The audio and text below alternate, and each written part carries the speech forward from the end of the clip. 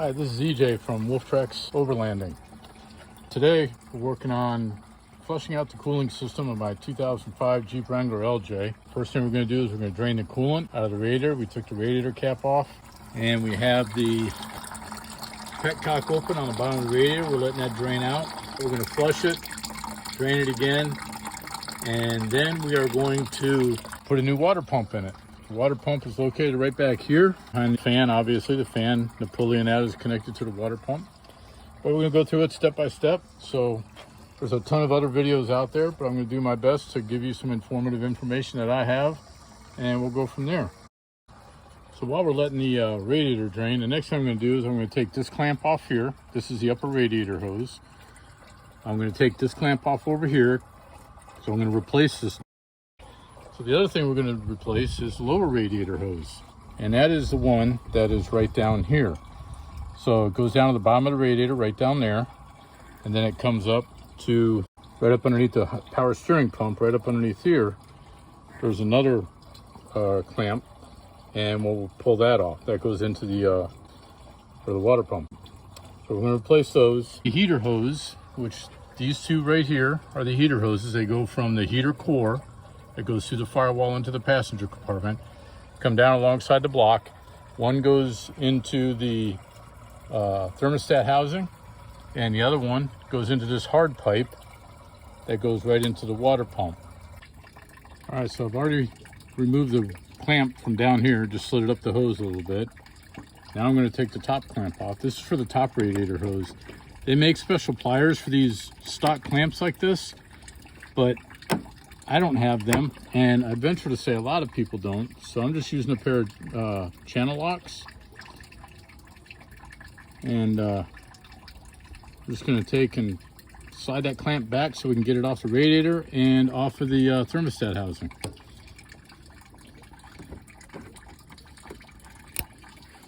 So we just slide it back like that, and then hopefully we can, oh yeah, she's already loose on her, that's good. So we're going to pull this back.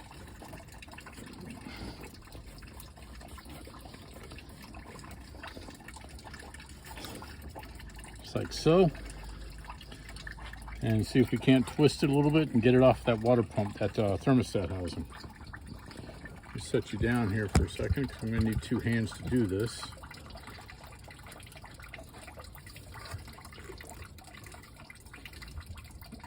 So one of the things that I find really interesting about YouTube is there are people on there who have every conceivable tool known to man. And it's great. I think it's fantastic that people have that. But unless I'm mistaken, the average person, which I consider myself to be pretty average, I don't have all those tools. So I'm going to make do with what I have. In this case, channel locks. So now I'm going to move over to the lower radiator hose, which is on the other side. We're going to start at the bottom. The radiator is pretty much, I ran a little bit of water through the top of the radiator. It's pretty much done running. I'm going to take another bucket from one of the big box stores. It's orange, so you figure out whose it is. And I'm going to put that down here underneath the lower radiator hose. So lower radiator hose is right here. All right. I have a manual transmission, so I don't have any coolant lines going to the radiator for the transmission or anything like that. So I'm going to take those, I'm going to take this clamp off, take this radiator hose off and let it drain into the bucket. And then hopefully the water pump shows up. It's supposed to be here today, but it'll probably be here tomorrow, knowing my luck. And then we'll put the water pump on. We'll go through that whole process. But I'm going to try and show it from just a shade tree mechanic's perspective. I'm not a mechanic. This isn't what I do for a living. But I'm going to show that the average Joe can actually, or Josephine, whatever the case may be, can actually do this. This isn't something that is that difficult. I've done it before.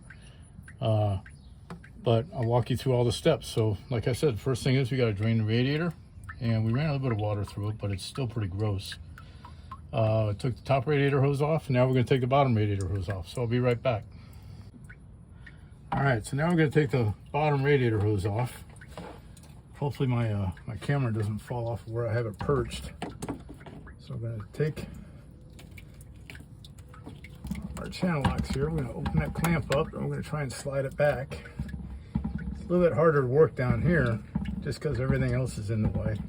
Steering linkage and whatnot. But there we go. Slid that back.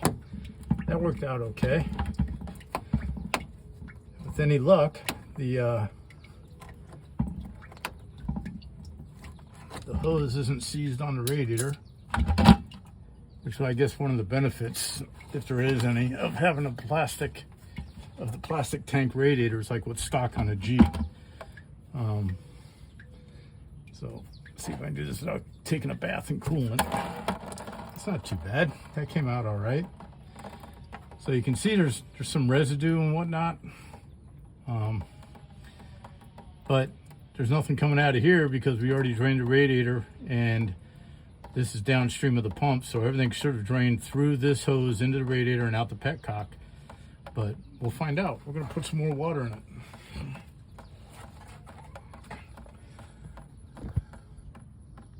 Next thing we're going to take off is we're going to take this clamp right here. This is on the hard pipe coming out of the water pump. New water pumps do not come with this hard pipe. You have to buy it separately. But we're going to take this clamp off. This is the heater hose going back to the firewall. So we're going to take this clamp off. We're going to slide this off of this metal pipe. And then we're going to do the same thing on the other one. The other pipe comes in and actually connects to the thermostat housing right here. See the other line that comes in underneath the AC lines here? We're going to take that one off, and we're going to run water through one line so it comes out the other line, just to flush out into a bucket to flush out the heater core. The heater core is up underneath the dash. The heater core's job is, once the motor's warmed up and you have warm coolant running through, or hot coolant running through the heater core, that's what gives you heat inside the passenger compartment. So changing a heater core is a royal pain in the butt. You got to take the whole dash apart. It's a very involved process. We're not doing that on this video. All we're going to do today is we're going to flush out the coolant system and replace the water pump. So that's what we're going to do. All right. So let me get those. Let's see. We'll take, since this one's right here, we'll do this one first. Maybe. I don't know if I can do this one-handed or not. I might have to set you guys down. Let's see. Let me set you down here.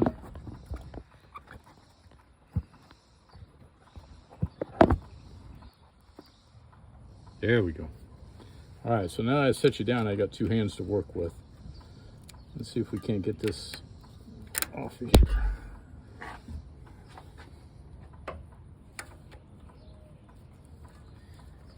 I might need a pair of needle nose pliers. Hold on a second.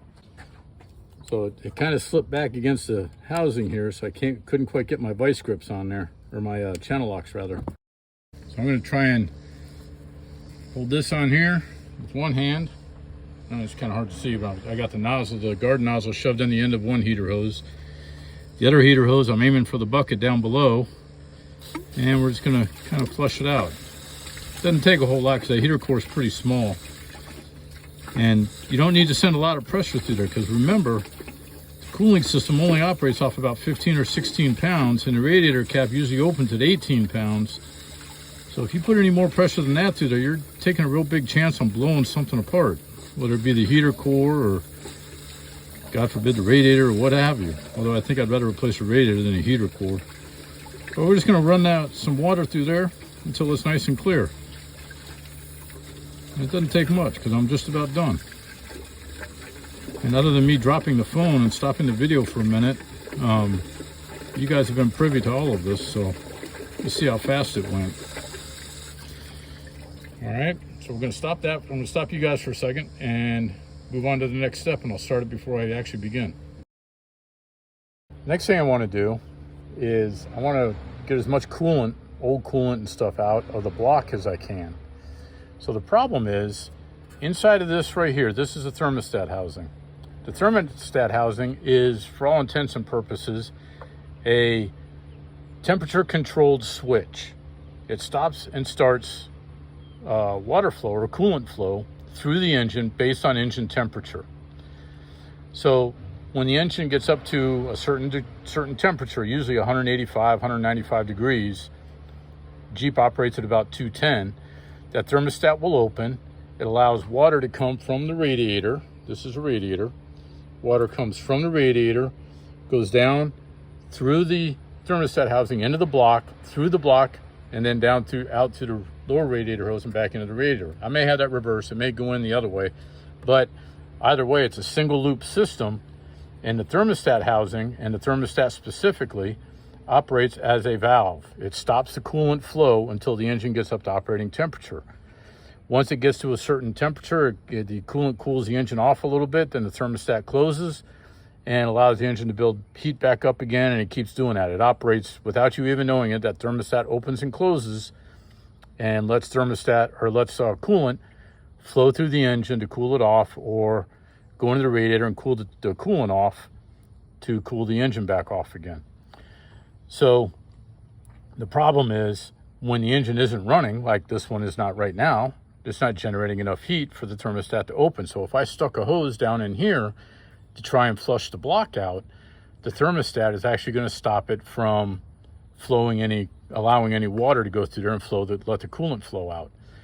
So I'm going to take the serpentine belt off, which is this right here, which has to come off anyway to change the water pump out. And I'm going to take the serpentine belt off. I'm going to take the thermostat housing off because I got a new thermostat as well. Get it cleaned up really nice and stick the garden hose right in the front of the block and just let it flow out the bottom radiator hose. I'm going to leave that on for now because it's a convenient way to let the water flow where I want it to, into a bucket versus just going all over the place. So that brings up a question about what to do with the old coolant. So a lot of places that recycle oil and or change coolants or change fluids and whatever. I know by us, there's a place, commercial oil change place.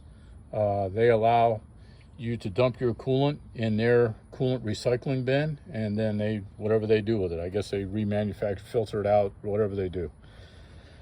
So that's what I'm going to end up doing with mine, but that's why it's important to have buckets so you have something to contain that stuff, because again, you don't want to let it flow all over the ground. All right. So to get the serpentine belt off, you have an idler pulley right here. But then below that, you have a tensioner pulley. The tensioner pulley is designed to keep tension on the serpentine belt, hence tensioner pulley. There's a square hole in it right here that fits a 3/8 ratchet. Now, you take a short 3/8 ratchet, you're going to be really working your butt off to try and get that thing to open up and take the tension off your serpentine belt. But if you have a 3/8 breaker bar or a 1/2-inch breaker bar with a 3/8 reducer, which is what I'm going to use, then you can flex that thing out of the way, take the belt off of one pulley, whether it be the alternator or the power steering pump, and then that allows enough slack and you get the belt off. Okay, so as I said earlier, I'm not a mechanic. This is, see if I can get it to focus on this right here. This is a 1/2-inch drive hole that's in there. This is nothing but a breaker bar, but you push it this way and it creates all that slack in the serpentine and allows you to pull it off. In this case, I'm going to take it off the alternator because that's the easiest. On your radiator is a diagram. Mine's pretty trashed, so it might be kind of hard to see, but it is a diagram of how that serpentine belt is supposed to be routed. So if you forget how it's supposed to go, you have a fallback, and it's also in the service manuals. So give me a second. I'm going to take this belt off, unroute it from everything, and pull it completely out of the engine compartment so it's out of the way, and I'll be right back. Hold on a minute. All right, so I got the serpentine belt off. It's just, probably should have filmed it, but sorry about that. So I just took it off. It's actually right there on the ground. I'm probably going to get a new one just because that one's getting a little worn, a little old, but I'll keep that one for a spare just in case the new one decides to go south for the winter and I need it. So next thing I'm going to do is I'm going to take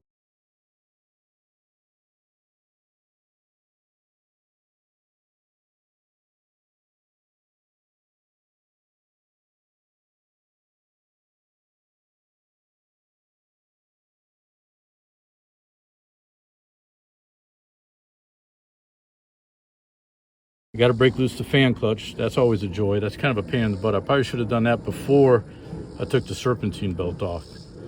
But we'll see. Sometimes they'll break loose pretty easy. You put a wrench on it and just smack it with a hammer and it'll break it loose.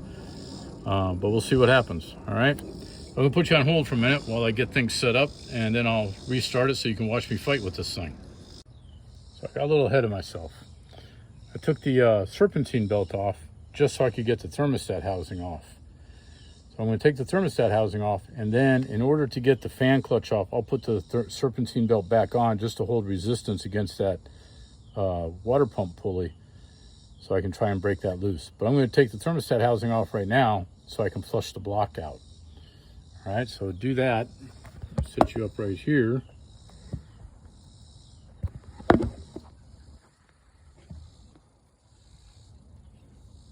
And I'm going to take these two bolts out. There's one right here. I'm using a 1/2 inch socket.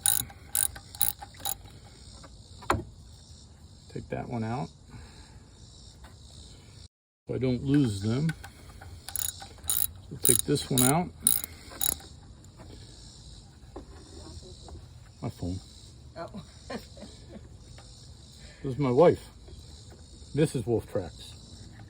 So take that one out, put it in the bin. Come down here. I'm going to take this one out.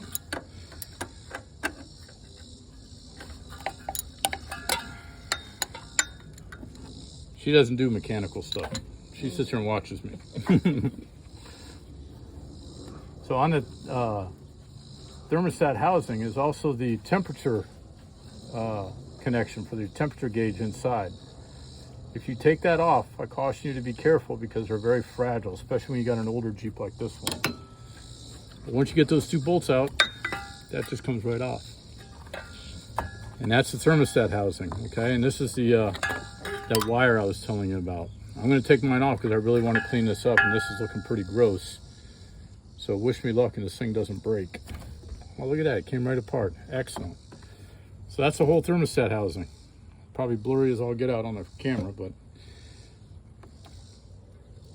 And this is a thermostat. So that's what the thermostat looks like, all right? There's a small hole in it right here that lets coolant through, so the pump isn't what they call deadheading. But this is operates off of temperature, and if you take this and you throw it in a bucket of boiling water, you'll actually see this thing open up, and it'll open up this top part and let fluid or coolant through. But we're going to replace it because it's old. I'm not really an advocate of replacing things just to replace things, but I have a new one already, so we'll go ahead and replace it. A lot of times they'll say on here, like, this is a 195 temperature. That means that this operates at 195 degrees Fahrenheit. It'll open up and let coolant flow through the block and into the radiator. All right, so let me put you on, well, I'll leave you roll here. So what we're gonna do next is I'm gonna take the garden hose and I'm gonna stick it in here, and water should come out the bottom water pump hose, or the bottom radiator hose, because it's still connected back over here to the water pump. So it should flow through the block, come back through, out that, and out into the bucket. So let's see what happens.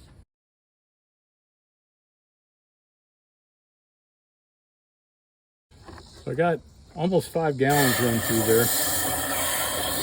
The whole system only holds 3, so I've read.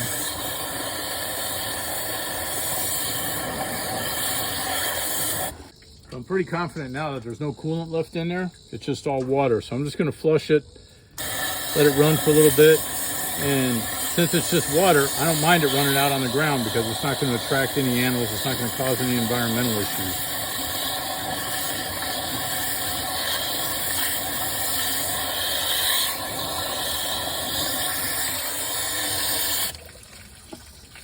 There's 100 different ways to do this. This is just a poor man's way.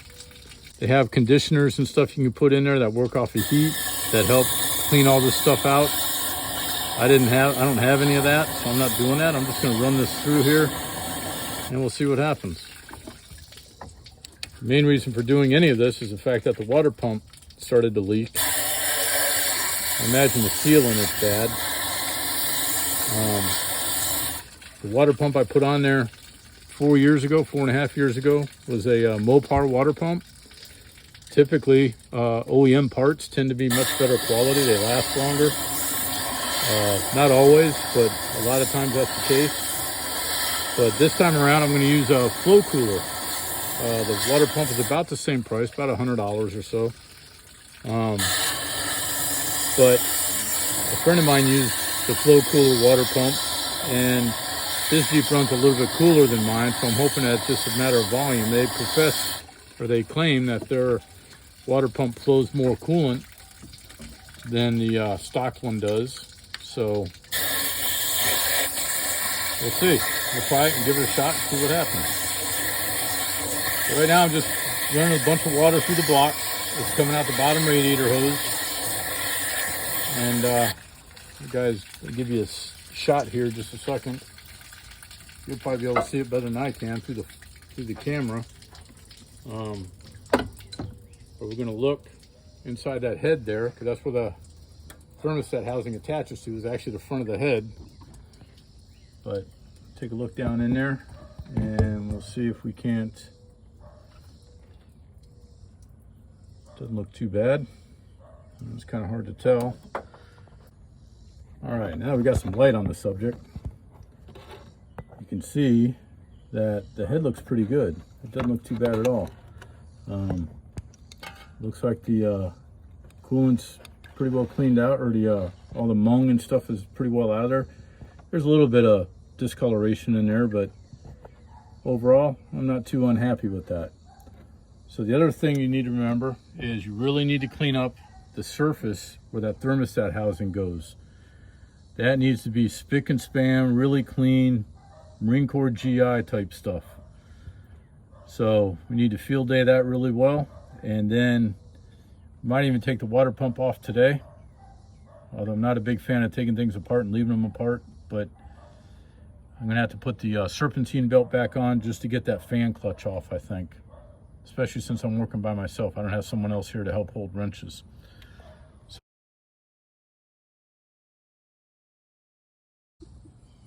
All right, so the hard part is getting this fan clutch off of the water pump. So they make a special tool. They actually make several different tools for this. One is just a piece of bar stock that kind of hangs around on the water pump bolts, and use that as a pry bar. So I just took my regular pry bar and I put it underneath the bolt head and pushed down and just pried these two apart. And that seemed to work. Now mine's been apart before, like 4 years ago. So that may have had something to do with it. I hope that had something to do with it. But that works for me. So if you don't have tools, you need a big wrench like this thing. This thing's a monster, because you need that leverage. And that fan clutch is like a 36 millimeter, or 1 7/16 inches if you're going totally standard. Although, as we all know, if you've done any work at all on a Jeep TJ, half the stuff is metric and half of it is standard. I would caution you to not put a 1/2 inch wrench on one of these and try and hold this pulley from turning while you're trying to get the fan clutch off. Most of the time, what I've seen happen, and it's happened to me before, is you put a wrench on that, you start tightening it down. The only thing that does is over tighten that little bolt. It doesn't loosen this one up. If you tighten it too much, then it can get really nasty and it gets stripped. Now I probably should take the fan shroud off, because that's going to make getting this thing out of here so much easier. So before I take this all the way off, you can see it's loosened. I don't know if you can see that in the camera or not, but right down here it's loosened up. Let's see, move you over. All right, so now we got the fan shroud loose. See that? But the easiest way to get it out is with the fan also off. So we're gonna try and set it kind of up on the, wedge it up on the fan a little bit, and then we're gonna try and unscrew the fan clutch. Just take them both out at the same time, without dropping them on the radiator and putting a hole in the radiator. That's always a bad day. All right, so the hardest part about getting these 4 bolts loose is figuring out a way to hold the daggone pulley still. So this isn't ideal, because you're putting some pressure on the threads for the clutch fan, or the fan clutch. But if you put that against one of the heads, the bolts, and the other one against that thread, then you can loosen it up. I've already loosened these 4 doing just that. I'm not showing you guys anything that I didn't already do.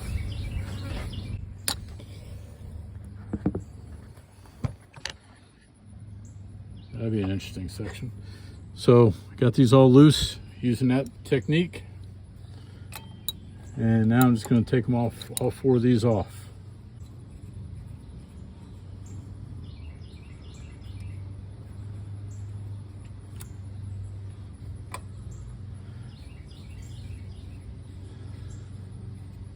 Sometimes this pulley can be difficult to get off of here just because the center part gets a little seized on there.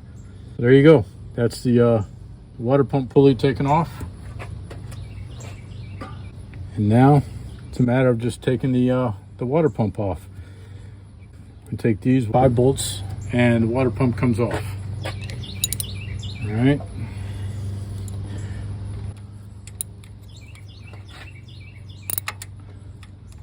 So I do have impact tools and air tools and stuff. I'm doing all this by hand for no other reason than right now my air compressor is 10.7. It's out of service.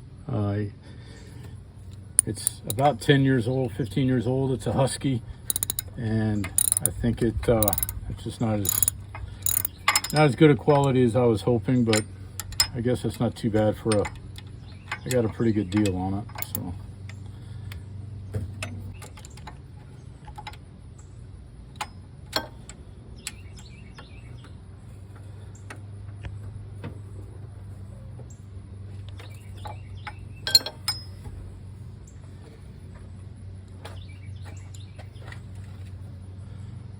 The other one is down underneath. Kind of hard to see. There's no way I'm going to get the camera down there, but I'm going to need a little bit of angle there so you can get to stuff a little bit easier sometimes. So once we get the water pump off, then we're going to clean everything up. Clean all the mating surfaces up really well, because the last thing you want is to have all this work put into this, put it all back together, and you fire it up and the daggone thing leaks. See that? That's a sign of neglect. Too much water, not enough coolant.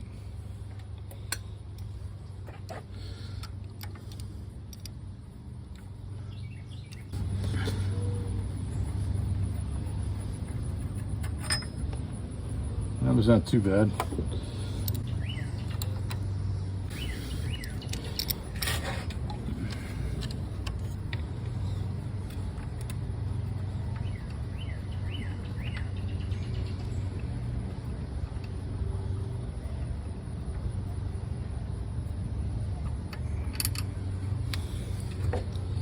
That one doesn't look too bad either.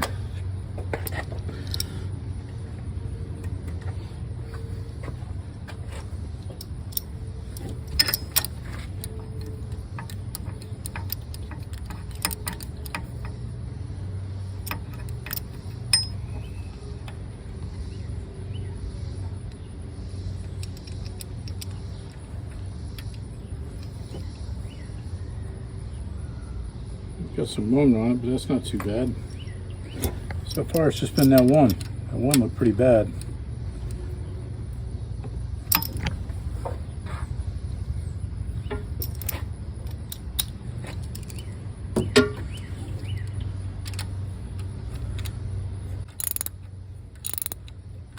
This one feels like it might be pretty munged up too. We'll see.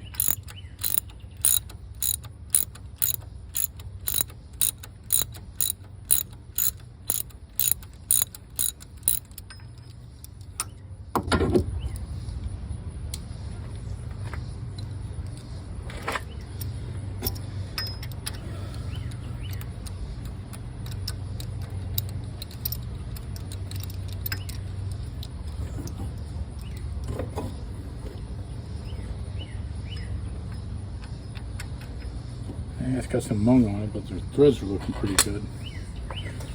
All right, so I think that's all of them. So this should pretty much come right off of there. That should all be clean water coming out of there because we flushed the block out really well. So there we go.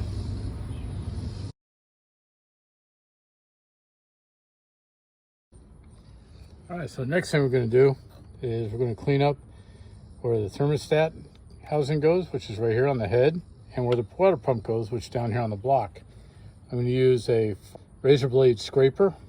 I'm going to use a plastic cake or pan scraper. Don't tell my wife I have this. And just a plain old putty knife. Right now my air compressor is out of service. Otherwise I would probably use an angle die grinder with a Scotch-Brite pad on it, green scouring pad type things. And I would just clean all this area up around here, and then all this area up around here that the water pump sits on. You want that nice and shiny and clean. You don't want any residue or anything left on it from the old gaskets. But you also need to be careful, depending on what you're using to clean it up, because if you put any gouges and or divots in that iron, it's a cast iron block and a cast iron head, you put any gouges or divots in that iron, then it makes it more difficult to seal. And if you do it too badly, obviously you ruin the part, whether it be the engine block or the head. If you've had any aftermarket work done to your 6-cylinder and you got the Edelbrock aluminum head on it or some other version of that, you have to be exceptionally careful, because aluminum obviously is much softer than cast iron. So you don't need to sit here and watch me scrape everything off, but I'm going to scrape it all up, get it cleaned up, and then I'll bring you back. All right, so we got it cleaned up pretty good. I think that'll work. Any discoloration you see on there is a little bit of wetness from when I sprayed it out, just to make sure I got all my cleaning debris out of there. It's nice, clean, bare metal, no gasket stuff left back on there or anything like that. So the next thing we're going to clean up is this disgusting thermostat housing. Need to get that all nice and clean for the same reason. If we don't have a good cleaning surface, it's not going to seal. Then there's going to be a leak, and then we're going to have to take this all back apart again. So, or you don't need to see me scrape this either, I don't suppose. So I'm just going to stop the video here, and I'll come back once it's all nice and cleaned up. Put the new water pump on. It's a flow cooler. It's supposed to have more flow than the stock water pump does. So it comes with a gasket, but I put a little bit of RTV on both sides of the gasket just to make sure it seals well. And then on the bolts, you actually have to use a high temperature thread sealant, because some of the bolts are exposed to the coolant flow on all the Jeep water pumps that are on the 4.0. So I just go ahead and do all the bolts with that thread sealant just to protect them and keep them from rusting. And then those get torqued down to, I believe it's 20 foot-pounds. It's not very tight, just tight enough to keep a good seal. And then new thermostat housing, or new thermostat, and put the thermostat housing back on, and those two bolts also get that sealer, even though they're not really exposed because they're shielded from the coolant flow. And those are also 20 foot-pounds. I think they're like 18, but 20 foot-pounds to keep it nice and tight. Reconnected the coolant sensor, reconnected both heater hoses and the upper radiator hose. Put a new pipe on the water pump. You have to buy that separately. It's like 12 bucks or something. It's not worth trying to get the old one off the old water pump. And like I said, I used the flow cooler water pump on there, and I put a new belt.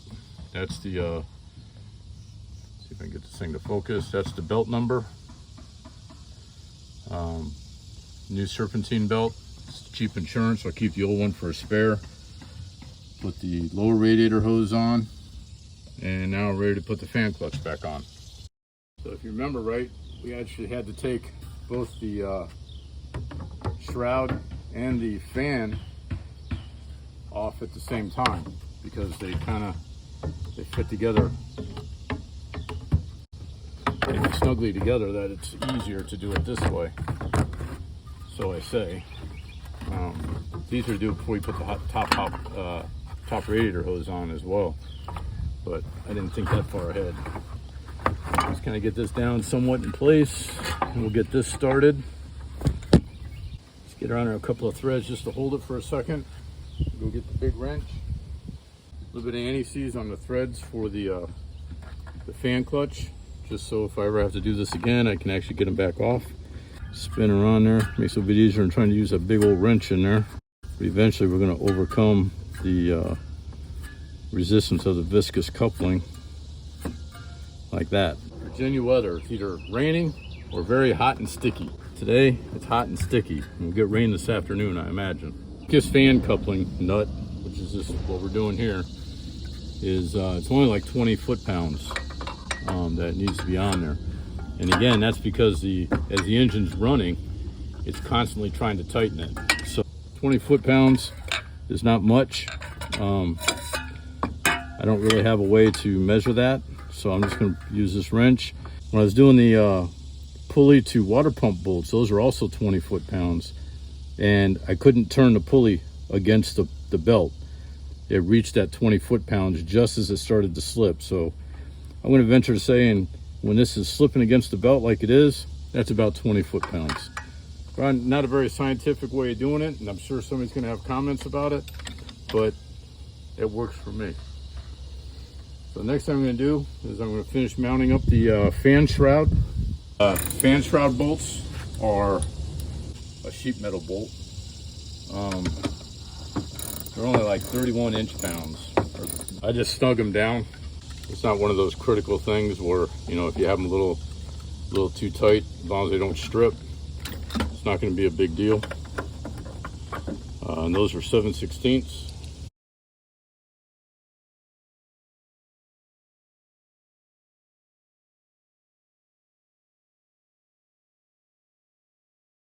All right, so everything's back together. Got the coolant overflow in there, and the manual says that you fill this up to this full mark right here, make sure the radiator's full, and then you start it until it gets up to normal operating temperature with the heat on inside on full blast. And the whole idea is it's a self priming, if you will, system. It'll work the air out of the system all on its own, but you need to have this cap shut, this radiator cap shut, and you need to have the heat on inside so that the coolant circulates all the way through the heater core inside. So we did that, and this was full when we started. Right here, this is all the way up to the full line, the coolant was. And you let it run and get it up to normal operating temperature, let it run for a few minutes, and you shut it off, and you're supposed to let it cool completely down. So that's what we're doing right now. And if you look, the coolant is down below the add line. They say do not add coolant until the engine is completely cooled off because of expansion from heat, as well as the just normal operating temperature and the system being under pressure. So once it gets totally cooled off, you top that off and you're done. We're going to wait for this to cool off, then we're going to top it off, and that'll be the end of it.